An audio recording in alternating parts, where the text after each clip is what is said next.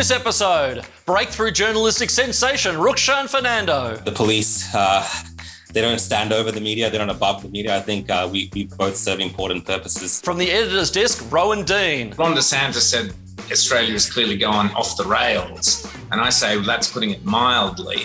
Sarah Dudley on what's making covers this month. I think everyone is well and truly over dubious public health measures that result in people becoming social pariahs. And Spectator Australia regulars John Ruddick and Alexandra Marshall help us make sense of an insane world. You're missing the fact that this is not a normal situation. You've got a government who has taken away so many freedoms and ruined so many lives. This is the case of left-wing politicians all around the world. They are getting a thrill out of it. All that and more coming up on CounterCulture. Let's do it.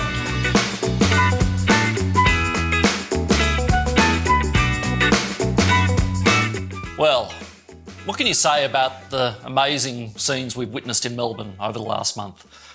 I couldn't possibly do it justice in the time we have here, so I'll let today's guest do it for me.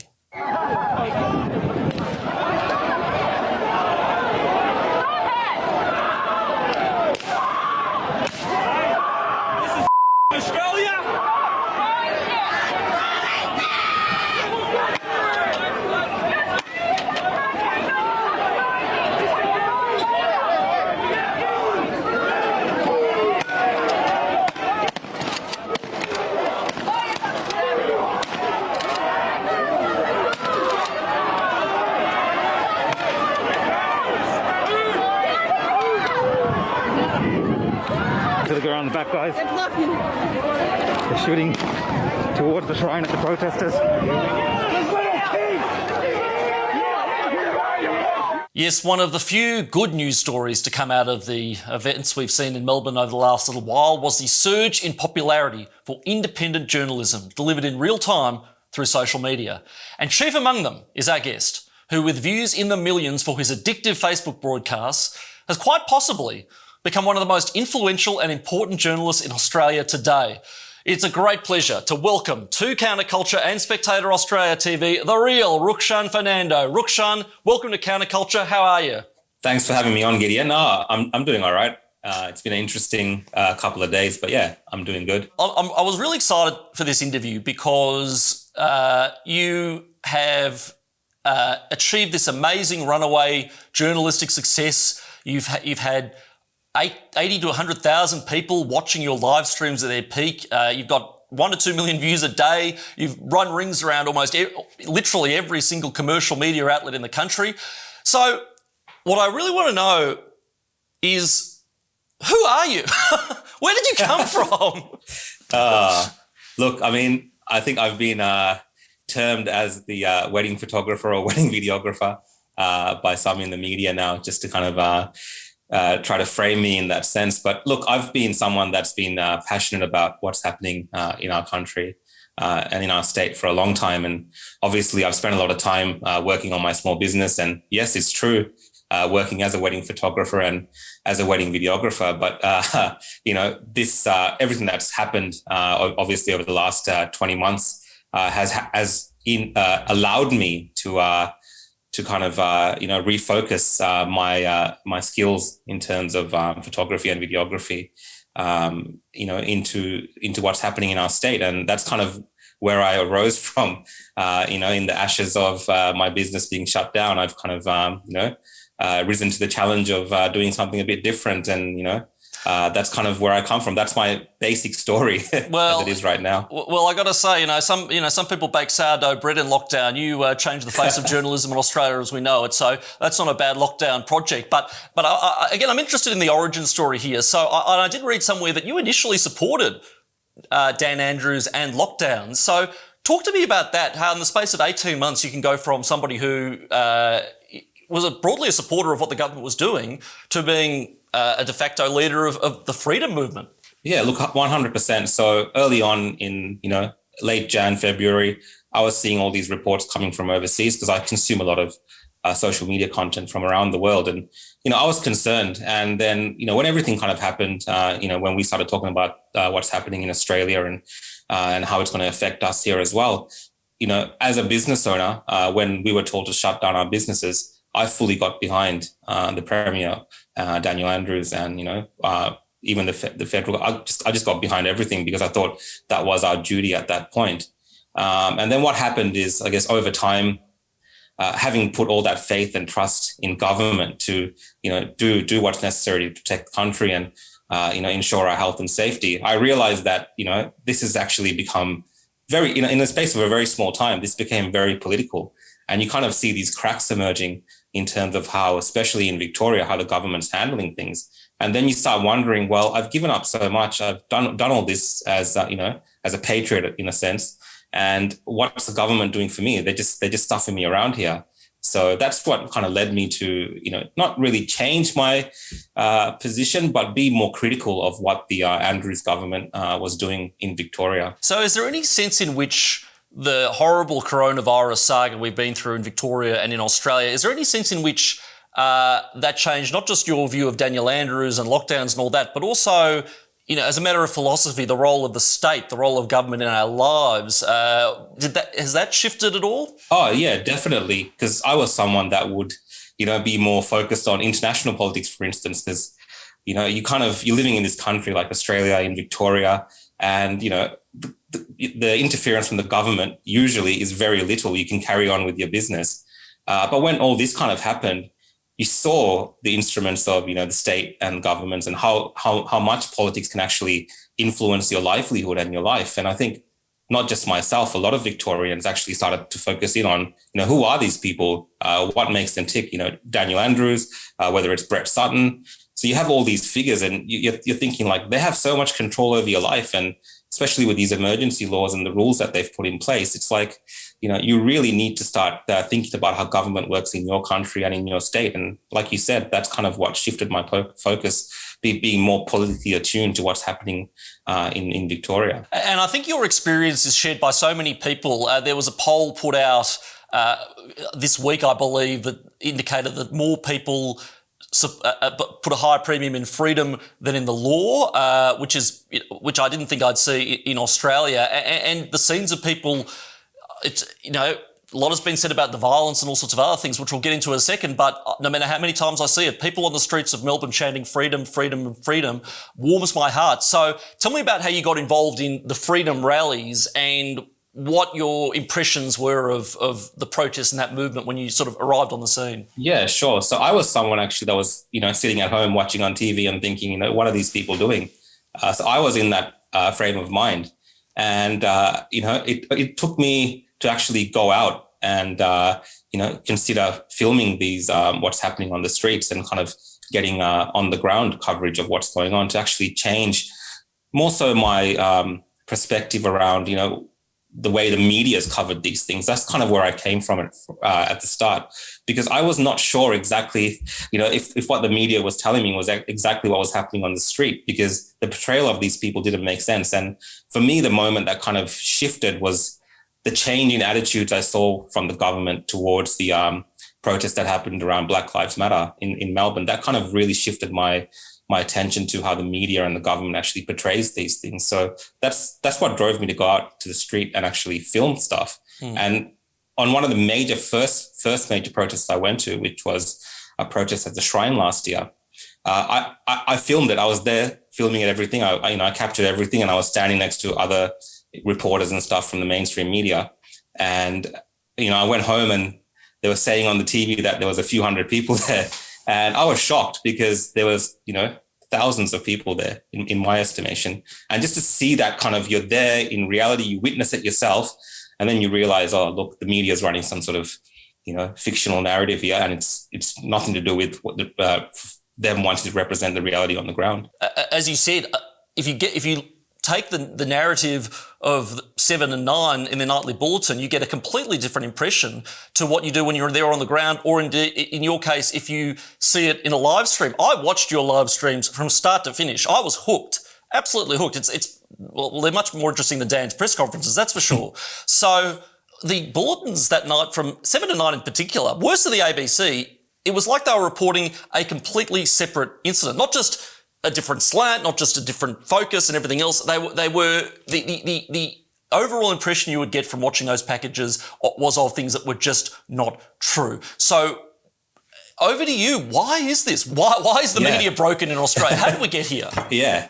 Well, just to take it back to my career in the wedding industry, like when we work on wedding films, you film an entire wedding, and then you have these tools in front of you, and you can cut clips up, and you can create this whole dynamic by using music and all these kind of things, right?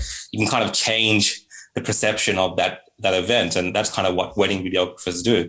And in a way, I feel like the media that go out there, the mainstream media, they're going there, they're getting bits and pieces of clips and building this narrative. The reason that I actually started doing live streams was because initially I was also doing like highlights packages from these protests. And a lot of people were saying to me, well, like you're editing this and you're kind of, you're putting it into something that suits your narrative. And I was like, all right, fine, let's change this. I'll just live stream the entire time that I'm also filming on my other camera as well. So an unedited live stream is a lot harder to kind of, distort and challenge. Obviously, it can't film everything that's happening from every angle, but it is an uninterrupted view of what's going on the ground. And I think that really kind of changes things, because you see the progression of people being, very peaceful, and then you see the police coming, and then you see kind of the interactions, and you can kind of see in that space how things can take a turn either way. So I think it serves a very important function to have that kind of complete record when possible. And that's the power of live streaming. And I think that's kind of the future of covering these type of events. Look, let's bust some myths here. Let's talk about the protests.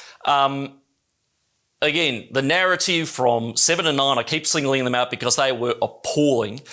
7 and 9 would have you believe that these were a mob of a few hundred angry young men that had been hijacked and mind-controlled by Nazis and white supremacists and people with all sorts of ideas about Bill Gates and mind control and vaccinations and so on, and that these people shouldn't be taken seriously because they're just so out on the fringe, they are in no way representative of how anybody is feeling. So what's the counterpoint to that? I think that's a total mischaracterization of the majority of the people that come to these types of protests, and especially in the last week or so, in terms of the crowd, there's a lot of people there that are from the working class, in my what I saw. So yeah, I think these mainstream networks, they just pick out a few people that suit that kind of narrative that they want to build, and they play it off that by saying like, oh, these elements were there, like, oh, they're the ones that have infiltrated all of this. When the truth is that no, it's actually people from all different walks of life. Yes, there are people that, consistently come to these kind of protests, and, they're people that are, I guess, more attuned to, ideas around freedom and, challenging the establishment. I'd say there's definitely people like that, but whether they're associated with some sort of, these kind of extreme elements or right-wing elements and all sorts of things that the media comes up with, I think that's total mischaracterization, because, I don't see those kind of groups having any hold over what's happening at these rallies. A lot of these rallies are very organic in the terms that they discuss. They reflect the situation of the day, whether that's against the Premier Daniel Andrews, whether that's, the protests we saw regarding mandatory vaccination. You've seen that these groups, these protests, they change over time depending on the issues that they're responding to. So it can't be the way that it's being characterized by the media. They're just doing the easiest possible thing by, stereotyping everyone that's there, which is just, poor form on their part. You're right. I think it was organic and spontaneous. And what amazes me is this narrative by Sally McManus and the media and everything else, they're all Nazis, they're not real tradies and so on. They must have been furious about that. That must have caused the protest to double. So what I want to understand is, for any journalists who might be watching, there's a lot made about, these people hate the media, how crazy are they, and so on. What do these people in the main who go to protests think of the mainstream media? And again, do they have a point? Look, I don't think they necessarily hate the mainstream media in the way it's portrayed. There's lots of photographers and freelance videographers and stuff amongst the crowd getting shots. What I've noticed is some of the protests would ask the media, who do you represent? And I think that's what possibly, they're reacting to, whether it's Channel 7 or Channel 9, because they're seeing the coverage previously or they're seeing the coverage that night after. So these people know that they're going to be portrayed in a certain way. So I don't think it's a hate of the media as it's being portrayed. I think it's a fact that the media are not willing to, level with them in the sense of engaging with them and listening to them and portraying them, in a way later on, which is very negative, which doesn't actually reflect who these people are. So I think that's where that's coming from. I don't think it's that hate of the media that the media is trying to portray. I think the media are in part responsible for people reacting to them in this manner. That's right. And, this is why I actually think the ABC did a much better job. They still weren't great in their coverage, and it still had its editorial bias, as you'd expect from the ABC. But the ABC at least interviewed protesters. I didn't see 7 or 9 other than people who were obvious crazies. They interviewed people who, would look crazy on TV, but they didn't talk to the mainstream bulk of the protests and actually ask them what they thought. And something that nobody has done really, to my knowledge, has actually been asking people at protests what their personal stories are. How lockdown has affected them, what drove them to protest, why they are screaming in the streets after 18 months of lockdown. So can you share with us, I guess, so we know some of the most difficult circumstances you've heard from individual protesters, some sad life stories. Can you just give us a sense of the desperation that these protesters must be feeling? Yeah, there's a lot of desperation out there in the community. And some stuff I, talk to people off camera as well. And one of the biggest senses I get is that people just, being separated from their families. I've heard a lot of stories about people who can't have, visited certain family members in hospital. I've heard stories, obviously, about people, are very, very worried about their employment and their jobs. That's something I heard a lot last week.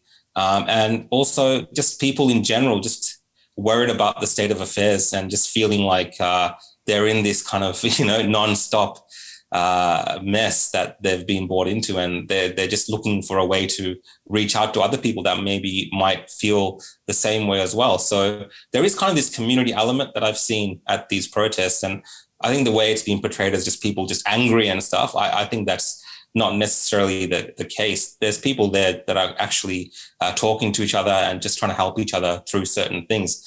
And by help, I mean just listening and being on the same wavelength sometimes, I think helps people that are coming to these things. So you're getting a mix of people, and I can't share a specific story, but a lot of the things I've heard have really touched me in the sense that I see that this state, these people in this in our community in Melbourne are actually under a lot of stress and really suffering because of everything that's going on. Is there a worry about the precedent this is setting? Definitely, there's a worry about the precedent. That's a common theme. Everyone, it's particularly around the loss of, just basic rights and freedoms. I think most that kind of draws everyone into the same alignment. So that's kind of, that's a common theme. So that's all I got to say about that. Now, again, let's bust some myths here. You will read at various times that, in particular, the protest last week was at various times about vaccines in general, that they're dangerous and should be banned, about mandatory vaccination, about vaccine passports, about lockdowns, about issues specific to the CFMEU, about other non-corona related issues. So break it down for me. What is the split between people who are worried about lockdowns in general or vaccines specifically? And within vaccines, is it coercion? Is it general, opposition to these gene therapy products or whatever? What is the breakdown of the issues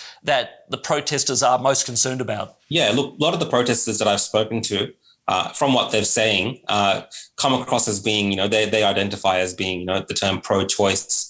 So they're not necessarily against, other people going out and taking vaccines.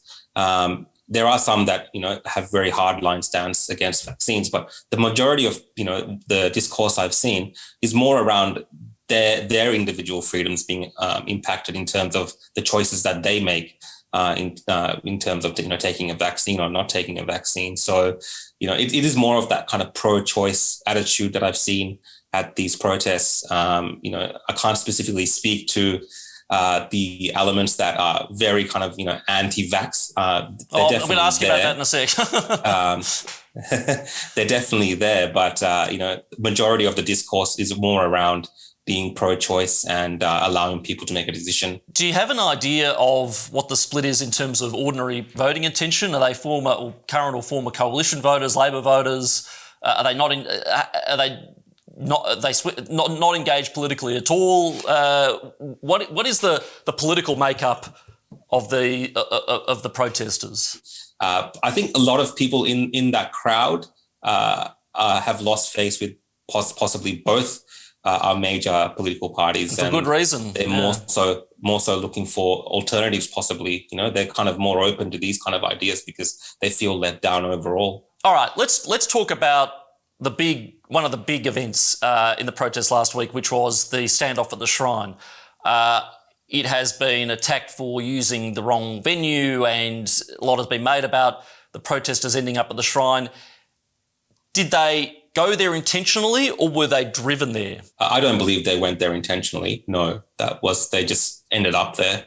And I think obviously the people walking down that path on St Kilda Road, that was kind of an obvious way to go. And I think once they got to the Shrine, being the steps and stuff being there, they just kind of sat down because the police were kind of on pursuit behind them. But yeah, a lot of these protests that I've been to, there's no real kind of rallying point, as you would have seen. They ended up on the West Gate as well. So yeah, I don't think they purposely or intentionally planned to go to the Shrine as such. No. Okay, so talk us through what happened. So for those who weren't watching the live stream as I was, everybody arrived at the Shrine. The protesters then set up shop on the Shrine and basically made a last stand. So what happened then? Yeah, they sat down. A lot of the protesters kind of, some came up to the front, just in front of the steps and sat on the ground.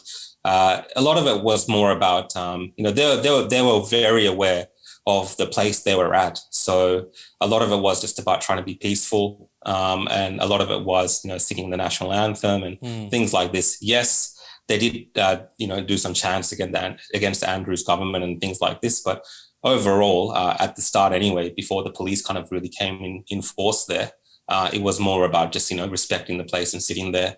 And, I think they just kind of felt something there. I can't put, exactly what they were thinking because there was so many people there, but that did kind of, they did see it as a place where they could, sit peacefully and make a point. Let me pick up on one thing about the Shrine protest. I did notice that the media were very, very dishonest about, which was the interaction between protesters and the management of the Shrine. Now, news bulletins had a clip of the general executive crying on the news about what had happened at the Shrine. I saw on a live stream him, and this was actually shown on the commercial networks as well, this bloke on a megaphone saying, please don't desecrate the Shrine, please respect the Shrine and everything else. Now, that's all they showed. What happened after that guy got on the megaphone and asked protesters to stop sitting on the steps of the Shrine? From what I could tell, I can't speak for everyone again, everyone was, very aware of the place they were at, and they were doing their best to be respectful given the circumstances. So, yeah, the characterization that people were purposely being disrespectful at the Shrine, I think is, in my opinion, is incorrect. People were very aware of where they were. So the stories about people, smoking cigarettes and urinating on the Shrine are at the very least exaggerated. Most likely exaggerated, because even in the sense of, people littering the place and leaving rubbish there. In my time doing the live stream, I saw, multiple bags of rubbish being collected. So you had these people, I don't know what they were, organizers or just general members of the protest group, walking around with bin bags and, going up and down the steps, going around the Shrine and collecting everyone's rubbish. And people were putting the rubbish into the bags and they were tying it up. The only time, the rubbish was left behind on purpose, I guess, accidentally or whatever it is, was when the police,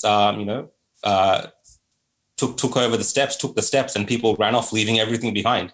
That's when a lot of the rubbish was left. But actually during the protest, when the police weren't, doing that, people were going around and collecting rubbish. So people weren't purposely leaving rubbish on the Shrine, is what I'm trying to say. And it was a win for the protest outright, because at the start of the day, Shane Patton was giving a press conference saying, we'll be using different tactics. You don't know what they are, but they're harsh. At the end of the day, you had police actually offer to let all protesters walk without any consequences. Basically, waving the white flag. So tell me about that offer. Was it legitimate? Did they renege on it? Who went, who stayed? What happened when the police were trying to diffuse the situation, knowing they had lost control of it? You know, the shrine is a symbolic place. So I think the police knew the symbolism of the place as well as the protesters. So they really did want to diffuse the situation in a peaceful manner. So they did really attempt to do that. But I think what happened is, you know, a lot of people did actually leave based on that offer from the police. But there is this kind of general mistrust of the police and their word. And you were getting reports in the crowd at the time when I was filming that actually people were being picked up on St Kilda Road. So that was the safe passage that was offered down St Kilda Road. And you're getting these kind of anecdotal reports coming in that, no, they're still picking people off walking down the road. So people were very hesitant to leave that space because I think they felt, they felt safe there from police action. How did we get from you can leave, here's your safe harbour, to the scene of counter-terrorism police shooting unarmed protesters at the Shrine of Remembrance? How did that happen? They waited there for a long time to, I think, try to avoid that situation. And I think they just decided, you know, we just got to do this because these people that are standing there right now, they're standing there, not against the police. I think a lot of them were standing there based on principle. They really believed in what they were doing. There was the correct thing in terms of standing up for their rights and freedoms. And they were ready to, challenge the establishment in the sense because the police were trying to tell them to leave.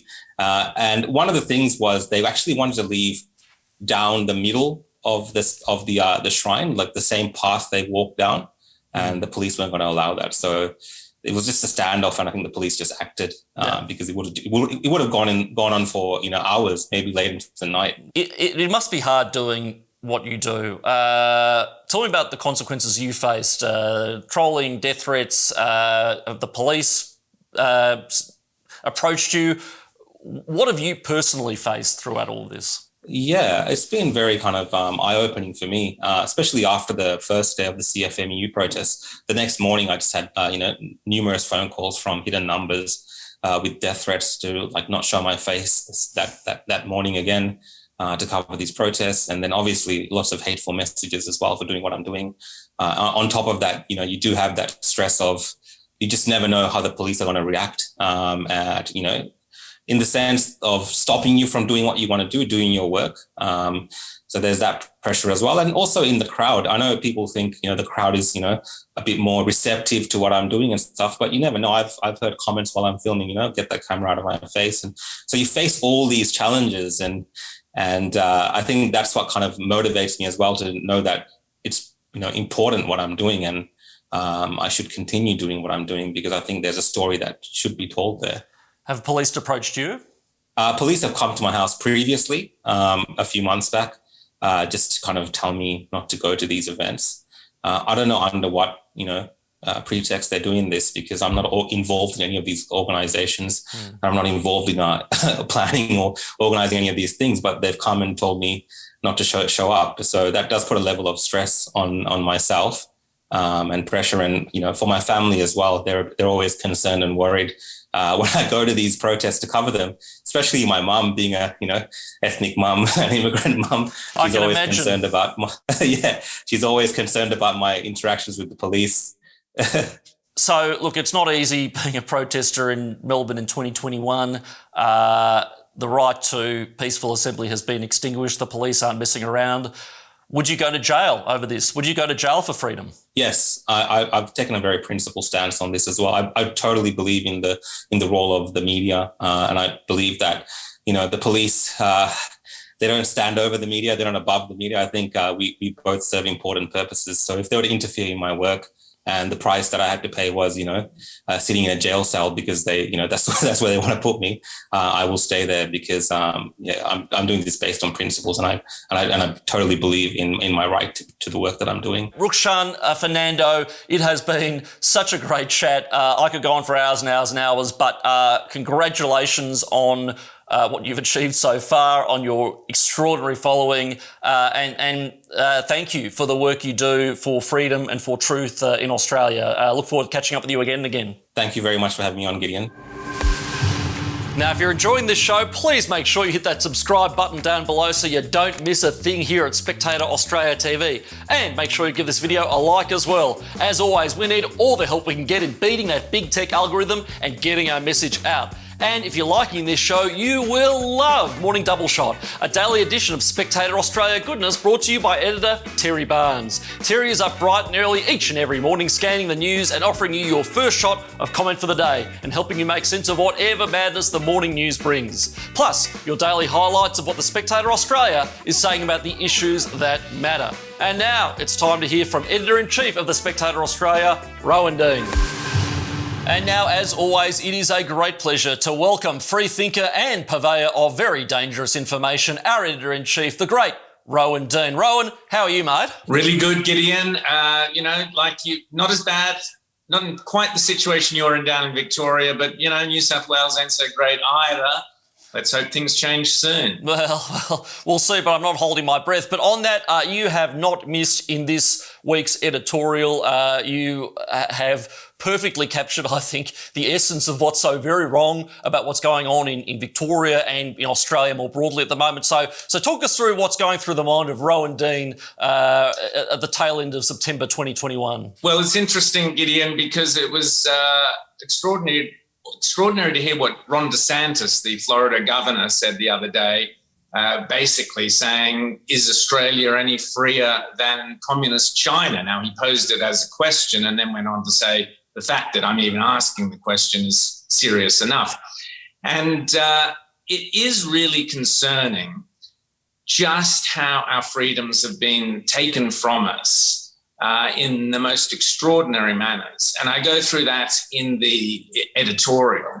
Ron DeSantis said Australia has clearly gone off the rails. And I say, well, that's putting it mildly. And the most disturbing for me footage that we saw last week was coming out of those demonstrations in your hometown.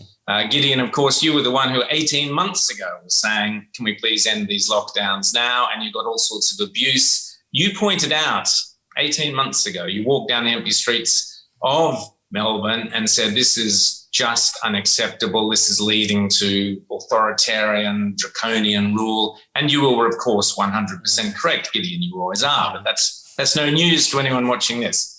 But what we've now seen was the use of the police forces in manners that were quite frankly repugnant and sinister. What sort of a police force throws a woman to the ground and then sprays capsicum spray in her face? What sort of a police force just randomly grabs some bloke and smashes his head on the pavement? What sort of police force comes in like an armed assault team to people at the Shrine of Remembrance who are protesting and then basically creates a panic and firing rubber bullets and on and on and on? One of the most disturbing bits of footage I saw was captured on someone's iPhone.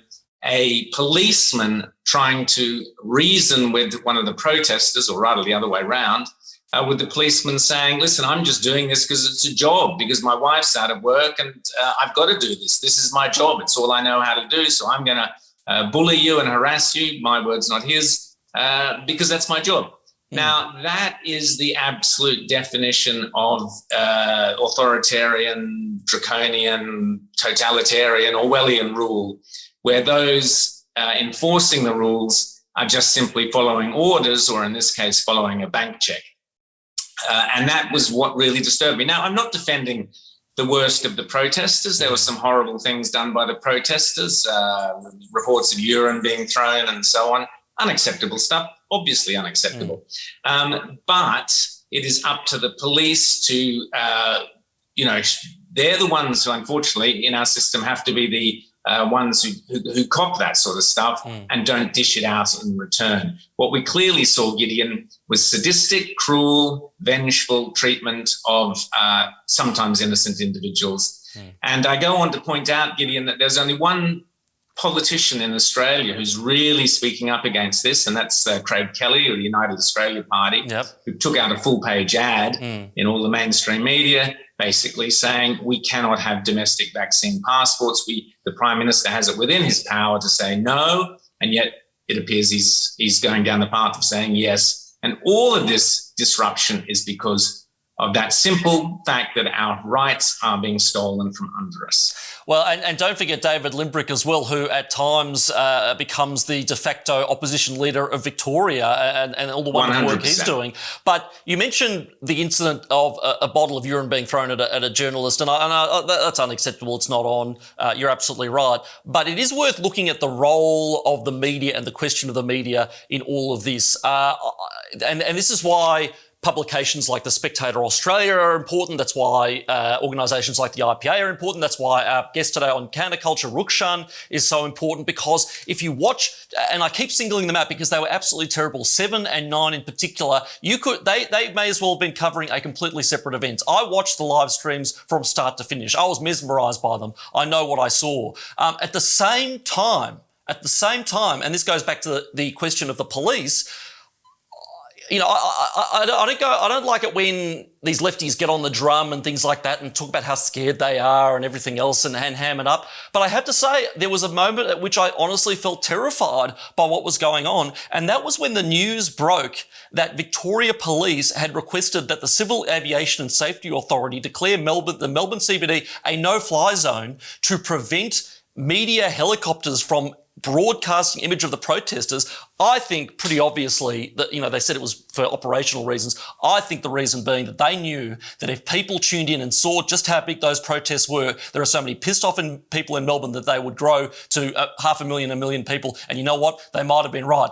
But where is the outrage? Where is the outrage over Victoria Police censoring the broadcast media? This is military junta level behaviour. This isn't funny anymore, Rowan. I know, and it's tragic as well as baffling that this is all the sort of stuff that we grew up mocking and sneering at. So those Australians, and there are many, many Australians who are here because they fled these sorts of regimes. You speak quietly to people who fled China or other Asian countries, people who fled Eastern Europe, obviously, the obvious one, even people from South American countries who came here and settled here, and even European countries, who said, thank God Australia is this free, open society. That's why we came here.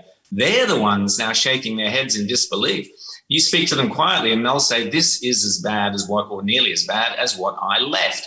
And we know, Gideon, I mean, history has told us that the moment any regime is in cahoots with both the media and the police forces and throw in big business for, to round it out, you are looking at fascism. That's what it is. And the idea that the left in this country, who for so many years during the 70s and 80s and earlier lectured us all about how we must allow freedom, that was correct. Now they're quite prepared to see suppression of those freedoms, a suppression of dissent, because they're now in the ascendancy is how it strikes me.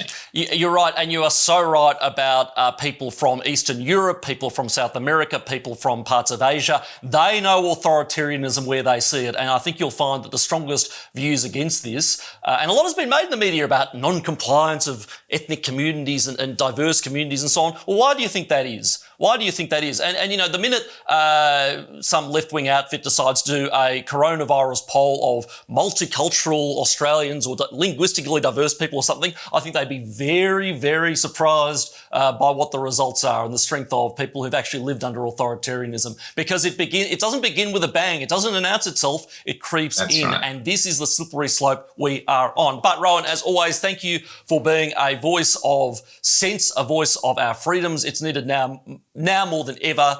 Thank God for the Spectator Australia, and hopefully by the time I see you this time next month, we have happier times to report on. Absolutely. Thanks, Gideon. Great to see you. And remember, if you want to read more from our outstanding stable of talent right here at the Spectator Australia, just head on over to spectator.com.au. And if you like what you see, subscribe to the Spectator Australia today to get instant access to all of our outstanding content, including the weekly Spectator Australia magazine or the articles in our online section, Flat White, and great international authors like Douglas Murray, Brendan O'Neill, James Dellingpole, and many, many more. Just call 1-800-809-233 and quote Spectator Australia TV. And now, as always, it's time to talk about the very best of what the Spectator Australia has had to say over the past crazy month in Melbourne, Australia and the world. Please welcome two of the Spectator Australia's very favourite contributors, the lead Senate candidate in New South Wales for the Liberal Democrats, John Ruddick, and, of course, journalist with Rebel News, Alexandra. Marshall, how are you both? Fantastic, Gideon. Good to see you. Good, thank you, Gideon. Great to have you here. Now, let's get right into it. I'm not sure if you guys are sick of this issue or if you're endlessly fascinated with it. I'm a mixture of both these days, which is, of course, the coronavirus. Now, I'll start with a great piece written recently by Luke Massey, which is a very, very simple premise. He has just paragraph by paragraph laid out the facts and statistics of the coronavirus, unvarnished, no commentary, nothing. And I'll just read through a few of them. The overall case fatality rate in Australia for COVID is 1.6%. Among Australians under 50, the intensive care admission rate was 0.98%, less than 1%. 66% of coronavirus deaths, 2/3, have occurred in aged care. Outside of aged care, the rate of case fatalities is 0.57%. So, with all that said, and there's plenty more, and people should absolutely go and read the article because it's brilliant, but I'll go to you, John. What are we still doing this for? Why are we doing this? 1.6% of Australians who get COVID will die, okay? That is a lot more serious than regular flu. But a very important point, which if you drill down, look, Luke Massey's got all these statistics from the Australian Bureau of Statistics. Nobody has disputed them. It seems to be very, very well researched to me. But the very interesting thing is, in 2020, the fatality rate was about 3.5, okay, because that was the original version of COVID. I'm not an infectious disease expert, but I listen to people who are, and they say, it's pretty standard practice for a disease that originally it's very lethal and then it dissipates with time. So now we've got this thing called Delta. So while it was 3.3 in 2020, in 2021, the fatality rate is about 0.5. So it's coming down significantly. We are treating this thing as though it's smallpox. Our great-grandparents in Australia lived with smallpox outbreaks. And it had a 30% fatality rate. Now that is a big deal, and we wouldn't, even with a 30% fatality rate, I don't even think we'd need a government mandate to tell us to lock us down. Everybody would be sheltering it at home. Well, obviously, wouldn't they? And there would, it would be an extreme situation. Yeah, the other thing but John, and sorry to cut you off, but you raise a really good point, and this is something I've actually started to say. In the absence of lockdowns and all these other stupid rules, it's not that we wouldn't have any, and I hate this term, but I have to use it, social distancing. It's not like we wouldn't have any precautions because people would take them on their own. This isn't March 2020. We know about the coronavirus now. We know who's most at risk. We know how it's spread. We know how to protect yourself. We have enough tools to allow us to use our common sense on this. We do not need these so-called non-pharmaceutical interventions like lockdowns and border closures to make our health precaution decisions for us. But over to you, Alexandra. Now, the narrative has obviously warped into this. We have to get to zero, eliminate COVID too. We just need to get vaccinated, which is a fair point as far as it goes. For the sake of full disclosure, I've been vaccinated. I've had my first Pfizer dose. I'm going to get my second one. I read a lot of information. I do read all of it that people send me with very accomplished doctors warning about these vaccines. I accept there are risks, but, let's face it, my body isn't a temple at the best of times, so what the hell do I care? But, Alexandra, why has this vaccine debate gone completely off the rails? Again, I believe in it. I'm going to do it. But this exaltation of this miracle silver bullet, where have we fallen off the rails here? Well, in a world full of propaganda, facts can be inconvenient, especially when you politicize a virus. So the first thing that happened was we had pharmaceutical companies coming out across the world saying, don't worry, in 6 months, we'll have a cure for COVID. Even though they knew very well that the type of virus that COVID was, they didn't have working vaccines. They have partial vaccines. They call them leaky vaccines, which they use for influenza. which, they only average about 30 to 40% on a particular strain. They're not brilliant. And the CDC has previously come out and said about the influenza vaccine that healthy young adults should not take it at all, because overall you're better off building up your long-term immunity so that when you get to old age, you start from a higher point and work your way down. So vaccine companies knew this at the start, but they promised something they couldn't deliver, at least not with our current technologies. And so the governments of the world decided to introduce tyrannous lockdowns and regulations that they would never be allowed to do without that promise of a cure in 6 months. Now, when vaccine companies produced this basically half-assed vaccine, it didn't, the statistics that were coming out from raw data didn't match their promises. And when that happened, we started to see politicians using propaganda to hide or distort the real data coming out, which is exactly what this piece is showing, that the real data is different. Now, with flus and outbreaks, the same medical doctors and experts who have been advising on COVID went into the same spin about the last 3 or 4 outbreaks with H1N1 and a few others that were going around. And they all prophesized doom and gloom, but they, in all their papers, they say they didn't predict that natural immunity would play such a massive role in stopping the spread of the virus, because as the CDC says, you get about 11 times the protection from natural immunity to vaccine immunity. That means that as it spreads to the population of healthy adults with a low chance of dying, you end up with a population that stop it more successfully than a vaccinated population in this case of this particular vaccine. It's not the same for smallpox vaccine. It's about the type of vaccine we're using here. Mm-hmm. And that is why you see things like Sweden reaching almost a permanent state of herd immunity with a lot of natural immunity versus Israel, which has only got vaccine-induced herd immunity, which is a narrow type of immunity and more susceptible to next strains. So that's the difference. It's politicized. You make a great point, which is something that I have known for a long time, which is big public health and the threats they play to our liberties did not start with the coronavirus. They have been angling for control of our lives for a very long time. So, John, I want to talk to you because this is a piece by Grant Turner asking the question, because Gladys is actually going to abandon vaccine passports on December the 1st. Daniel Andrews has no such plan. He probably won't. And you have to ask yourself, why? Why is he doing this? And he quotes Daniel Andrews, Grant Turner does, saying, we need to see what this means, what the effect is. And one of the first things he said was, what does it mean for the health system? What does it mean for their nurses, for their doctors? What does it mean for case numbers?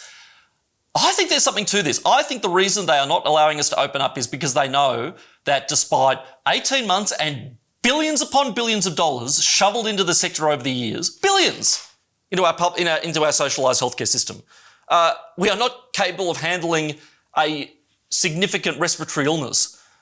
Why are we sacrificing our entire lives to protect a hospital system, a system of government? So while New South Wales and Victoria have had a similar experience and a similar government response, and I am no fan of Gladys, and I think that she should never be forgiven for what she has done.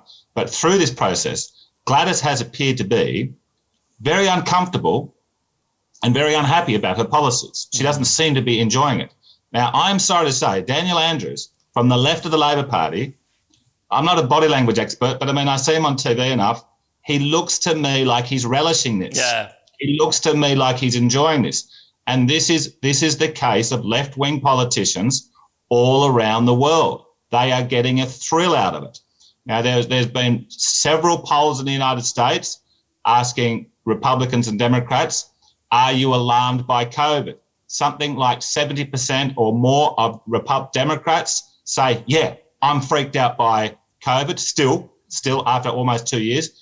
Republicans say it's about 30% of them are freaked out. We are talking about a massive difference in psychology between people on the right and people on the left, and it is very much reflected in our political leaders. Now, we have heard, I've been involved in politics, for 30 years, and I've had lefties say, you right-wingers deep down are really authoritarians. You're sort of semi-fascist. Deep down, if you could get your way, that's what you would be like. I think they've been, and we've always said, the three people on this conversation, we've been accused of that many, many times. And we've always thought, look, we really don't know what you're talking about, but they just incessantly say it. I think they've been describing themselves. I think that they really are, they've got this authoritarian streak. John, can I cut in though? Because I look, absolutely the left of the authoritarians in the year 2021. But, I mean, what would you say to somebody who says, well, it was the Howard government that suspended all manner of civil liberties in the name of counter-terrorism legislation and so on? What would you say about the fact that it's been the right of politics that has expanded the surveillance state even years after that? I was extremely supportive of the American Patriot Act, and I didn't even think about it. I didn't even think about opposing what I was cheering on John Howard with those things. And I remember there were a few small voices. I think the IPA, certainly Senator David Leyonhjelm and the Liberal Democrats, they were saying, hey, everybody, yes. And this is at a time when, every sort of 9 months there would be a really big dramatic terrorist attack. Mumbai, Bali, New York, of course, London, Madrid, others. And I was thinking, well, look, if these jihadi bastards can get a nuke, they'll nuke it. Yeah, we need to do something. Now, and people like Rand Paul in the United States were saying, hey, guys, terrorism is a problem, but you put this infrastructure in place, the terrorism issue will pass, but the infrastructure will still be there. And if the state has got the potential to use power, they will. Now, here we are. All this, that ever since they killed Osama, the big dramatic terrorist attacks ended. Now, then we had the low-level terrorist attacks with Al-Qaeda, which were very ugly and very brutal, where they'd kill a few dozen people here and there. It was ugly. They were very unsophisticated. But then when they killed Baghdadi, they stopped. The truth is, this has barely been reported. Islamic terrorism has largely come to an end in the last 6 years, and that is a good thing. The last 5 years since they got Baghdadi. Now, what the libertarians were saying around the Patriot Act, they said, if you have to bring in this surveillance state stuff, it must have a sunset clause. It must have a termination date, and it doesn't. And that's where we are. And it was a big mistake by people like me not to oppose it. It's not so much that the legislation is wrong in principle, it's that it is non-specific. So Australia and other Western nations have had this habit lately of writing legislation for a particular purpose, but failing to list that purpose in order to not offend anybody or upset anybody. So the terrorism legislation should have been specific to the problem it was trying to solve, in which case it couldn't be then later misused against the people of Australia for other political purposes. Our terror legislation, for instance, it opens up the ability to use counter-terror teams against political dissent if it could possibly cause harm to the population. And now we have COVID being defined as harm, so you can have terror legislation used against political protesters in Australia. And we saw it. We saw counter-terrorism police. That's why they're allowed to bring them in. I raised the alarm about that about 3 or 4 months ago when I was reading through the terror legislation. I said they're going to use this against COVID protesters for sure. The same thing is true of this new legislation for the surveillance bill, and that is that they're not telling you what they're trying to solve. They're not making it specific to child porn and the other like underground black market things. They're making it open to include political dissent. So this is their problem. They're not writing specifics. They're writing ambivalent and vague legislation, which can be then misused by anybody in power. Now, I want to go to federal politics now. Charles Peer has written a piece about Scott Morrison and news polls, and polls are of varying reliability and frankly interest to me, but the trend is always very interesting. And he's written this interesting piece, Charles Peer, noticing that if you drill down into the news poll numbers, one area that Scott Morrison appears to be losing and losing quite badly is over 65s. That is a key voting constituency. So there are two questions. One to Alexandra. We've heard throughout this whole thing that basically the reason we're staying home and going through this coronavirus business and the borders shut and everything else is to protect older people who are more vulnerable. Older people are not buying what Scott Morrison is selling on this. They actually seem to be turning against how he's managing the pandemic. And to John, I will ask, and I'll give you the biggest free kick of a lifetime, why are people deserting the coalition? But I'll give you some time to think about that one, John. Not that you'll need to, but over to you, Ellie, first. Well, the big problem that they've got, Scott Morrison has got with the older generation is that they remember. They remember what these regimes were like, if not themselves, their parents, and many of them actually escaped these regimes when they came to Australia in the first place. So people have got lived experience of tyranny in the older class of Australians, and they don't like what they're seeing. They didn't ask the government to interfere in their lives, and they don't like having their liberties taken away from them.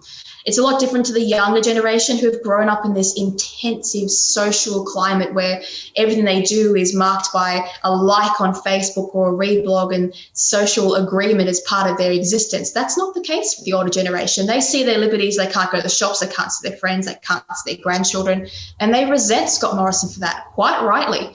You know, they are aware of the risks and they're old enough to know that they can live their life how they want to live their life, and they don't need the government to tell them what risks they can and cannot take. So it's unacceptable. John, to you. Why is Scott Morrison losing support? Why is the Liberal Party vote falling? I have been obsessed with studying polls and their patterns since I was about 12. I read Charles Peirce's analysis and I thought it was very, very interesting because, yes, while it is true in all countries, the older you get, the more likely you are, your vote is more likely to shift to the right. What Charles Peirce has done with the latest two sets of aggregate polling and news polls, so these news polls have published the aggregate of 3 months up until July, now their last 3 months. So it's not just one poll, it's very interesting data.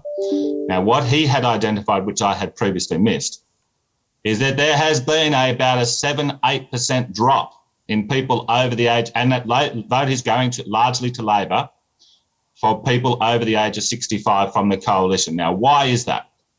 I'll tell you why it is. I've got a lot of people who I know through politics who are in that age category, who I've agreed with everything on every issue up until COVID. They are freaked out by COVID. There's still a lot of old people. I think most old people know that this has been way overhyped, but there is a surprisingly large number of people who are still freaked out by COVID. These are people who are hardcore global warming skeptics, probably read the Spectator and are probably members of the IPA, and I am really surprised and disappointed that they are still freaked out by COVID, but that's what's happening.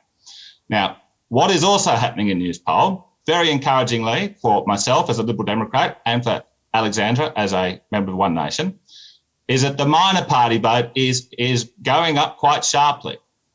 Okay, so I think this is terrific. Now, why is that? Well, look, obviously, when you have a so-called Liberal Party government, that just in the we've got the Commonwealth debt, which when John Howard lost, it was net zero debt, a Commonwealth debt. It's now a good kind of net zero. Look, I think there was about $58 billion worth of debt, but we actually had more reserves. So officially, it was net zero debt 2007. Then Kevin Rudd comes along at the end of the Rudd government, 2013, the debt's up to about $258 billion, which I thought, okay, that's not a crisis. It's not good, but it's not a crisis. It was still a very low percentage of the GDP. And Tony Abbott and Joe Hockey were crapping on and on and on about how bad the debt is. And I was telling people, look, it's not great. It's not that bad.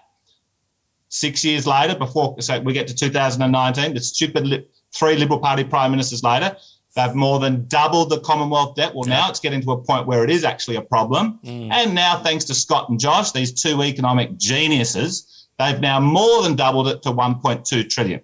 That's about 83% of GDP. That's not good. It's a bad thing. And that's under the Liberal Party government. This week, they've all but signed up to zero carbon by whatever their latest figure is, 2030, 2050. It's all bad. And they've given us the police state. Well, surprise, surprise. Some good, intelligent, intellectual conservatives have come out and said, I'm never going to vote Liberal Party again. Good. John, I want to stick with you because you wrote a great piece as well recently about a little snafu that your party has had with the Australian Electoral Commission, or rather the party in government that is attempting to amend the Commonwealth Electoral Act in relation to the word liberal. Talk us through that one. So in the middle of COVID mania, with everything going on, what is our genius politicians, Scomo and everybody, Ben Morton, they say, well, we're going to slam through the Parliament a statute saying you're not allowed to use the word liberal. Look, that's its effect. Okay. Now we thought, when we heard, gee, they're desperate, this is a student politics style stunt, we thought, well, Labor Party won't go along with this. But then something went on behind the scenes and the Labor Party said, no, we'll let that go through as well. So we thought, okay, we've got to change our name. Well, then I was contacted by people that will remain anonymous, okay, but very, very senior legal people. They said, John, take this to the High Court. There's a very good chance you'll win this thing. So we had meetings with legal people. We've got some our legal team will be announced shortly, and impressive people. And now we have lodged our paperwork with the High Court last Friday. We have to wait to hear whether the High Court wants to hear the case. We're reasonably confident they will. And we're reasonably confident they will hear it quite quickly. Now, what's the High Court going to do? We know that the High Court is very much opposed to overturning the laws of a democratically elected parliament, and so they should be. But it has happened about 200 times since Federation when a law is considered unconstitutional. So I certainly don't want to, predict what the justices of the High Court will do. We will be interested in their decision. We hope it's a successful outcome, and we hope that once and for all, the truly liberal Democratic Party in this country can retain its name for another century to come. And John, I forgot to add, and I should have, you have this great quote from Milton Friedman, which I want to share, which explains, I guess, why parties like yours are getting so much momentum. Milton Friedman once wrote, "The 19th century liberal regarded an extension of freedom as the most effective way to promote welfare and equality." 19th century. In the name of welfare and equality, the 20th century liberal has come to favour a revival of the very policies of state intervention and paternalism against which classical liberalism fought. And to that I would add, in the 21st century, the liberal, such as it is, it invokes the use of pepper spray and rubber bullets. Anyway, speaking of authoritarianism, Alexandra, you are probably one of Australia's most apt and perceptive writers about China and what they're doing. You wrote another great one this month for the Spectator Australia. Talk us through China, Afghanistan, Taiwan, and everything in between. Well, people who are terrified of COVID should start looking at China, because COVID has a very small chance of impacting your life. China has a fairly large chance of impacting Australian life. So China, what happened with Afghanistan is often thought of as just a Biden loss and sort of tied to the region of Afghanistan. But Afghanistan's actually central to China's Belt and Road Initiative and China's future plans of expansionism in the region. So Afghanistan is sitting on top of regions like where the Pakistan port of Gwadar is, the big deep water port, which they require to bring oil in from Iran all the way up through Pakistan into the top of Xinjiang. So this area of Afghanistan is basically a hotbed for China's plans. And so with the Taliban, they're perfectly happy to play ball with China as long as China gives them money and China doesn't interfere with Taliban terrorism. Then the Taliban have already come out and said that they're going to support China's interests in the region, and they're going to not touch their pipelines and also help China enforce security around their pipelines through other ethnic violence in the region. So basically China's taken the Taliban and gone, here's all your weapons and things. If you enforce our security, then we'll leave you alone, which is what's happened. So we've got a terrorist unit empowered in Afghanistan by China, and then we've got China building all of these military assets almost along the old Silk Road and the old water silk pathways across the world. And the most important of these is the South China Sea. Now, China is currently locked in the South China Sea. You can't launch any big naval initiatives without a whole lot of countries and the US pulling them up on it, because obviously they're surrounded by hostile influences. So what they've done instead is militarize all the reefs and shoals along the old 9-dash line, which they think is their territorial waters, but it's not. And so if you go and look at these reefs, they've not just poured sand and built a few barracks, they've got missile bases, they've got airstrips with all their planes along there, they've got all their warships in the deep water ports, and they're using them as bases to launch off into the South China Sea and attack their neighbours. And one of the most crucial is the one they've got outside their nuclear base, submarine base in Hanyang. So they've got that sitting there, and then they've got Taiwan. And Taiwan sits in the middle of these military bases as a really big annoyance to China. It's blocking their exit out of the South China Sea. And so there's a little island off the side of Taiwan, which is probably going to spark the next great war of the world. And so everyone's watching that really carefully, because Taiwan is difficult to invade, but the island is not. So it's all going to come to a head. And people who think that, that's not going to happen, forget that Japan will defend Taiwan to the death, because Taiwan is the Japanese defense of their waters. And so as soon as Japan joins in, America and the Quad of India and Australia will have no choice but to join in against China. And so that's how it kicks off. And then we'll find out where everyone's allegiances in the region lie. And I tell you what, We don't really know. Now, I'll end today with something by the wonderful director of the Legal Rights Project right here at the IPA, Morgan Begg, who wrote about something that isn't getting a lot of media attention, and it should, which is this new anti-vilification bill before the Victorian Parliament that the Andrews government is pushing. Now, listen to this. We have laws against inciting hatred and all sorts of other things, and they're weaponised and used by all these human rights groups and the like. But under these reforms, rather than proving hatred was incited, a person would only need to prove that conduct was likely to incite. And the categories against which you can incite hatred and so on include gender, sex, sexual orientation, gender identity, gender expression, sex characteristics, whatever that means, intersex status, disability, and HIV/AIDS status. The test is whether a reasonable conduct which a reasonable person would consider hateful, seriously contemptuous, reviling, or seriously ridiculing of a person or a class of persons. This is extremely broad, and I might add these, I think, are criminal offences. So very quickly, Alexandra, to you first. What do we have to fear from this brave new world of tolerance and harmony? Does that apply to Daniel Andrews inciting hatred towards his own people?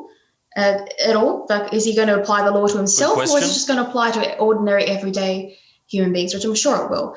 Basically, there's no solution to these types of policies. We've gone so far off the censorship cliff that the only way to bring us back is to abolish all of these types of laws and bring in a proper charter of rights so that we have the absolute right of free speech. Because it's not just this particular law. There's a whole nest of them which are creeping in and stopping people from being able to voice how they feel, particularly against their governments. And this idea that you can control human emotions is ridiculous. It's just, people are going to be offended by all sorts of things. I mean, spend 5 minutes on Twitter. You're going to offend somebody with every tweet, no matter how, nothing it is. So you can't write laws on wishy-washy things like, oh, you offended somebody, oh, you incited somebody. No, you should be responsible for your actions and your actions alone, not your speech, your actions. And until we start following the US and taking some notes from their much better system of governing free speech, Australia is going to slide towards a China-style system of censorship.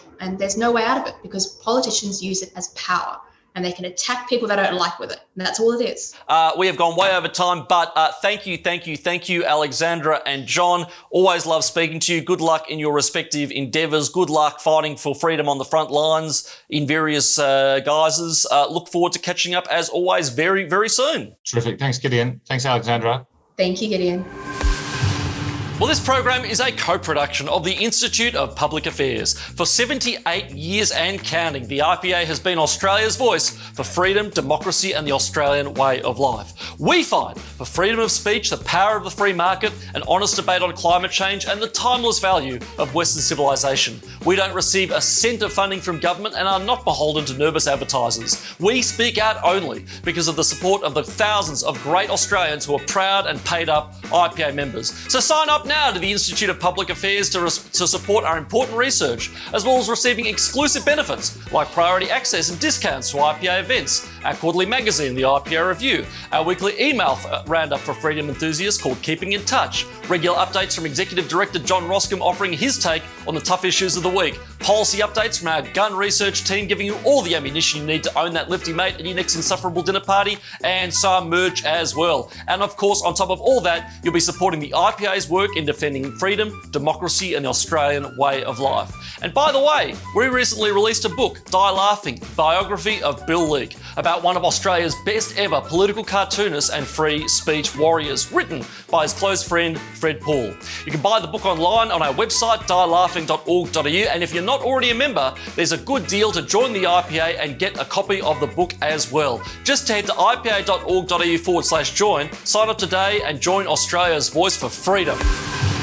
Well, they say a picture paints 1,000 words, and as always, the Spectator Australia has a lot to say. So, taking us through this month's cover art is the wonderful and very talented Sarah Dudley. Sarah, how are you up there in New South Wales? Hi Gideon, it's great to see you again. Actually, to be honest, it would be fantastic to be allowed to see anyone again. I think everyone is well and truly over dubious public health measures that result in people becoming social pariahs, forcing them into their homes, keeping them there with curfews, denying them a social life, a drink, a restaurant meal, their kids in education, and intimidate them with visits from both police and paternalistic bureaucrats who just barge into homes unannounced to enforce ever-changing, sometimes quite meaningless rules. Well, if we're all sick of it after 18 months, imagine what it would be like if it went on for another 50 years. A truly horrific scenario. Well, Gideon, that's exactly what Indigenous Australians were subjected to for 5 decades. Which brings me to this week's excellent cover story by Warren Mundine, who empathises with the current lockdowns and sees many parallels between the so-called protection regimes that Aboriginal families were forced to endure at the turn of the last century, right up until more recent times. This week's cover illustrates this with a couple of socially distanced guys in a park queuing for a coffee, while behind them, police in riot gear manhandle and beat up frail, unarmed protesters, while terrified citizens run away under the watchful eyes of the drones buzzing overhead. One of the guys says, "Can't wait for Freedom Day. It's been too long coming." And the Indigenous guy next to him replies sardonically, "Yeah, since 1909. And the headline says, "For your own good." I kid you not, Gideon, that's what all blanket public health measures are, for your own good, even if they isolate, impoverish, or kill you. Thanks as always, Sarah. See you next time. Thanks, Gideon. See you soon. Well, that's it for this month's edition of CounterCulture, right here on Spectator Australia TV. Remember to sign up for regular updates with Morning Double Shot over at spectator.com.au. And remember, to access all our content from the Spectator Australia, just call 1800 809 233 and quote Spectator Australia TV. Until next time, friends.